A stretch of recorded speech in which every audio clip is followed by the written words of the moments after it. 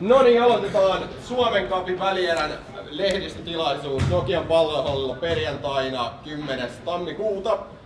Välierä päättyy Seagullsin voittoon lukemin 75-87. Pressissä paikalla Seagullsista pelaajista Ricky Vaxlax sekä PC Nokialta pelaajista Antti Ahonen sekä päävalmentajat Jussi Laakso ja Greg Gibson. Aloitetaan Seagullsista. Ricky, ensinnäkin onnittelut voitosta ja etenemistä finaaliin. Sun kommentit matsista, millä te ratkaisitte tämän tänään teille? No me aloitettiin aika hyvin noin ekat 2 erää ja sit varmaan se, että tänään joukkoilla, että just saatiin hyviä kalkkipaikkoja, ammuttiin jo hyvin niistä sisään ja se oli niinku varmaan yksi iso juttu, miksi me voitettiin tänään. Kysymyksiä Rikille? Kiitos. Kiitos.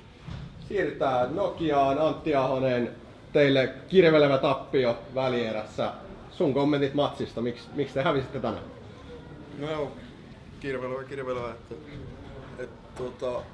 oli nopea peli uudestaan, kun toisen päivänä oli matsi Lahdessa ja sitten on taas matsi sunnuntaina. Mutta tää on meidän taso tällä hetkellä, että meillä on hyviä hetkiä ja huonoja hetkiä. Se on vähän silleen, että silloin kun onnistutaan hyökkäyspäässä, niin sit puolustuksessa vastustaja tekee heti korjaa, ja kun puolustetaan hyvin, niin sit ei meidän saada millään hyökkäyksessä korjaa.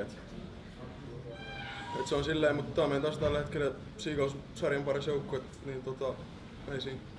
Joo, voidaan varmaan myöntää, että huonolle joukkueelle ette kuitenkaan hävinnyt. Se on selvä. Kysymyksiä Annille. Kiitos pelaajat. Kiitos.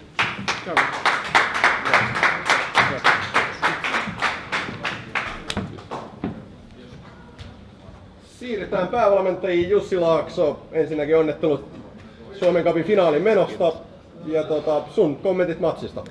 No, ensimmäinen kymppi me oltiin hyökkäyksellisesti tosi hyviä, mutta mun mielestä Nokia ei ollut oma itsensä ensimmäisen 10 minuutin aikana. Että heidän normaalisti aggressiivinen ja semmoinen intensiivinen puolustus ei toiminut ainakaan siinä ensimmäisen kympin aikana ja sen takia me ehkä päästiin aika helpostikin niihin ihan vapaisiin 3 pisteen heittoihin ja kyllä me ollaan kuitenkin koko kausi läpi vedetty yli 40% niin kuin joukkueena, niin ne on meille niitä heittoja, mitä me halutaan ottaa. Mutta sen jälkeen peli tasoittui ja niin kuin näkee näistä eränumeroista, että 17, 14, 22, 21, 22, 23, niin siinä Nokia oli taas enemmän oma itsensä, niin kuin varsinkin puolustuspäässä pisti meitä tosi ahdinkoon välillä niin kuin tietyissä tilanteissa. Vaikka me saatiin silti ihan ok heittopaikkoja, mutta me ei sitten enää ihan sillä prosentilla pistetty niitä sisään. Mutta siinä mun mielestä tämän pelin kuva. Kyllä. Kysymyksiä Jussille? Kiitoksia Jussi. Siirrytään Nokiaan. Greg Gibson, your comments about the game. Well, first, congratulations, Coach, on the win. We knew coming in this was going to be a very difficult game for us. Seagulls having a week to prepare, and we're in the midst of 3 games in 5 days. But with the exception of the first quarter, I thought we at least played hard, and that's the first thing we need to do. To have a chance. I was real proud of our young guys tonight. I thought they came in and hopefully they learned something tonight. We're going to be okay. I'm convinced of that.